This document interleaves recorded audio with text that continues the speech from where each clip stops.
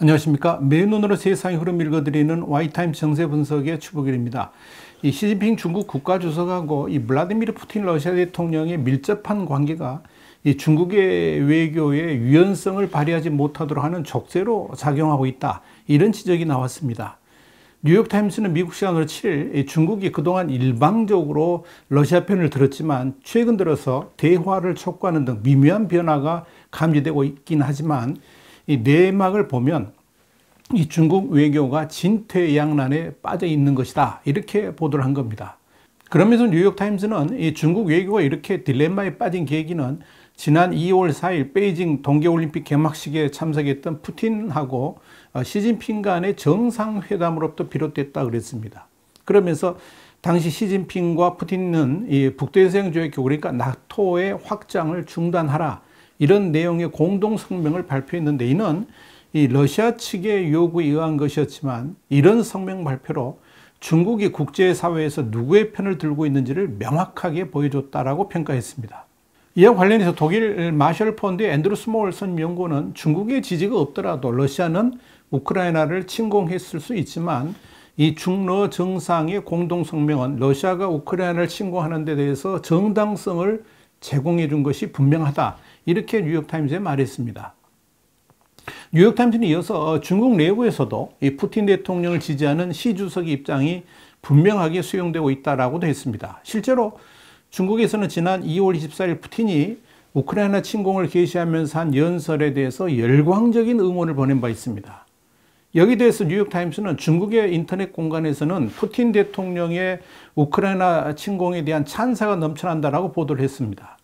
또 중국 관영 매체는 이 우크라이나 침공은 정당하다는 주장을 담은 푸틴 대통령 연설을 1만 단어 풀 텍스트라는 뜻의 해시태그를 달아가지고요. 여러 가지로 보도를 한 겁니다. 이 해시태그가 달린 푸틴 대통령의 연설 중국어판은 24시간 안에 11억 뷰를 달성할 정도로 엄청나게 퍼졌습니다. 이런 중국 내부의 분위기는 중국 지도부가 러시아에 대해서 가지고 있는 호감을 그대로 표출한 것이다. 이렇게 볼 수가 있습니다. 중국 외교부의 화춘잉 대변인도 이번 사태를 침공으로 규정하기를 거부했죠. 오히려 미국과 나토를 비난했습니다. 물론 이 전쟁 반대 여론이 있기도 합니다만은 일방적인 찬성 여론에 묻히고 있는 것이 현실입니다. 또한 중국 정부 당국도 반전 여론에서 철저하게 단속하고 있습니다.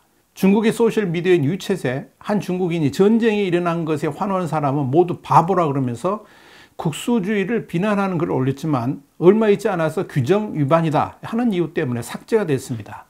자, 그러다 보니까 중국 내부에서 푸틴에 대한 찬양 여론이 뒤덮을 수밖에 없다 하는 이야기입니다.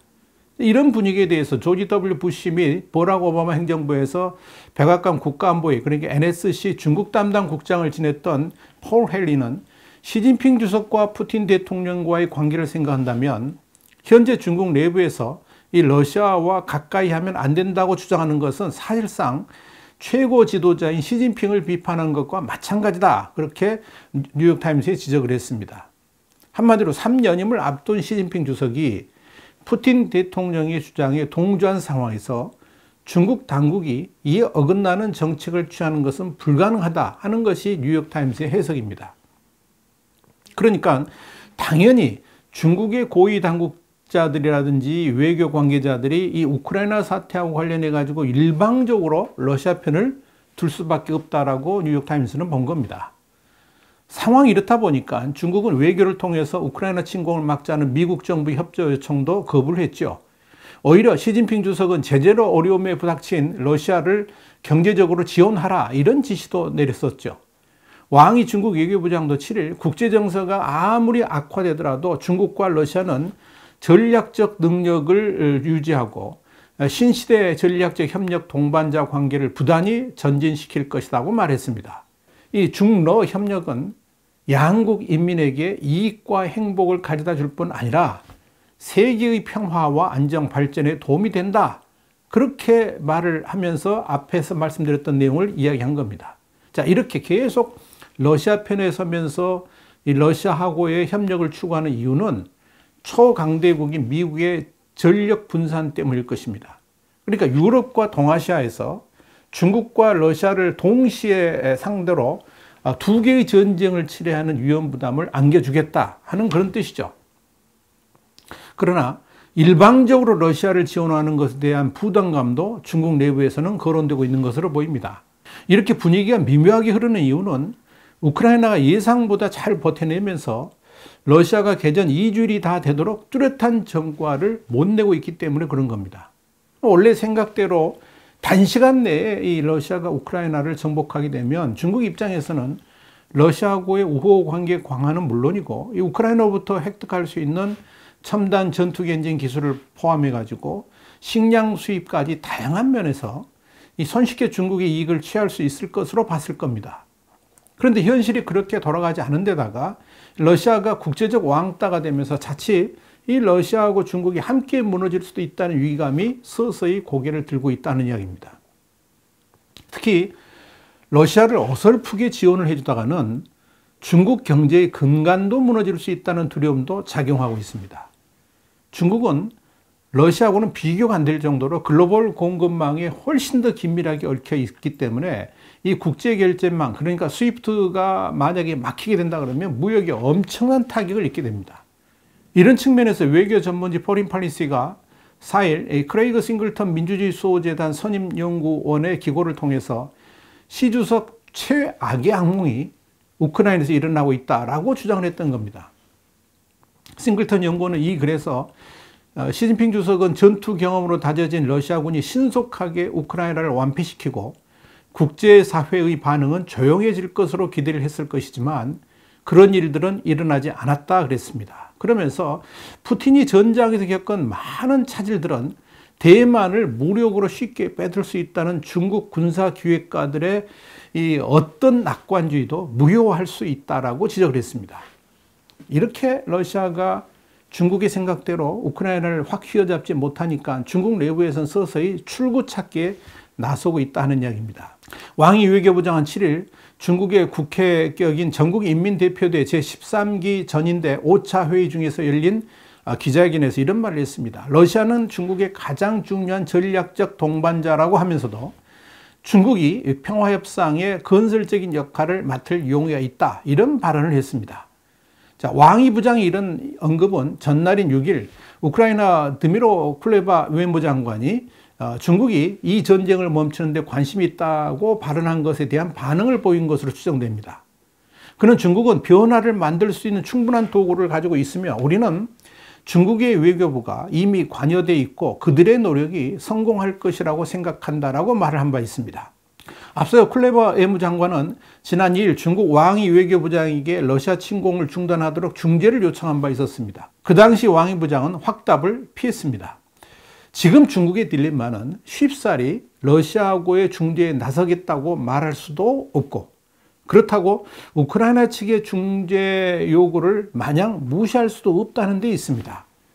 만약 이 전쟁이 장기전으로 흘러가면서 러시아가 우크라이나를 점령하지 못하게 되면 그 후 폭풍은 곧바로 중국에게 엄청난 파도로 다가올 수가 있을 겁니다. 당사자인 우크라이나는 물론이고 러시아하고 대항을 했던 유럽 사회로부터의 철저하게 소외를 당하고 또 반격도 당할 겁니다. 이건 사실 중국 입장에서는 생각하기도 싫은 시나리오입니다. 그렇다고 쉽사리 러시아하고의 중재에 나설 수도 없다는 것이 또한 딜레마입니다.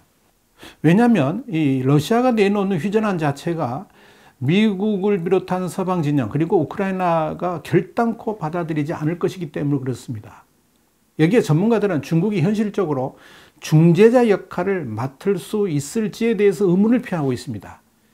미국의 전 대통령 조지 W 부시하고 버락 오바마의 중국 담당 고문을 지냈던 폴 헤일은 중국은 과거 북핵 6자 회담에서 드러난 역량을 봤을 때 이 국제사회에서 외교적으로 이 중재자 역할을 하기에는 준비가 안 돼 있다라고 지적을 했습니다. 상황이 이렇다 보니까 전 세계가 러시아 푸틴의 전쟁 욕구를 제어할 수 있는 유일한 인물로 시진핑 주석을 지목하는 것 자체가 중국에게는 엄청나게 부담스러운 일이다 하는 이야기입니다. 7일도 미국 예일대 잭슨 국제문제연구소 선임연구원이자 예일대 경영대학원 교수인 스티븐 로치가 푸틴에게 영향력을 행사할 수 있는 사람은 전 세계 한 명뿐이다. 그러면서 그 사람 바로 시진핑이라고 말을 했습니다. 그는 이날 CNBC 스쿼트박스 아시아에 출연해가지고 지금 중국이 할 수 있는 최선의 일은 러시아하고 우크라이나 사이의 평화협정을 중재하는 것이라 그러면서 이렇게 진단한 겁니다. 로치는 구체적으로 푸틴이 협조하지 않는다면 중국이 지원을 중단하겠다고 협박해야 된다 그러면서 만약 중국이 오히려 러시아하고 동맹을 강화할 경우에 커다란 실수가 될 것이라고 경고를 했습니다. 특히 로치 교수는 러시아가 국가부채 디폴트, 그러니까 채무 불이행이 이를 경우에 그 여파가 중국에게도 엄청난 악영향을 미칠 것이라 그러면서 중국이 러시아하고의 관계를 빨리 끊을수록 상황이 나아질 것이다 라고 강조를 했습니다. 실제로 러시아는 오는 16일이 디폴트 첫 고비가 될 것이고 30일의 유예 기간을 고려한다 그러면 실질적인 공식 디폴트 위기는 4월 15일에 찾아올 전망이 강력하게 부각되고 있습니다.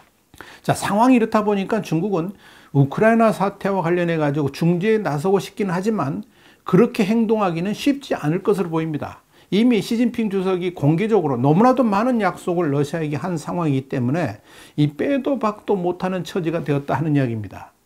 특히 이 시진핑 주석이 3연임을 앞두고 있는 상황에서 러시아에 대한 지지를 처리한다는 것은 곧 시진핑의 위상에도 상당한 흠집이 생길 수밖에 없기 때문에 중국은 이도저도 못하고 그저 러시아만 쳐다볼 수밖에 없는 처지가 되었다 하는 이야기입니다.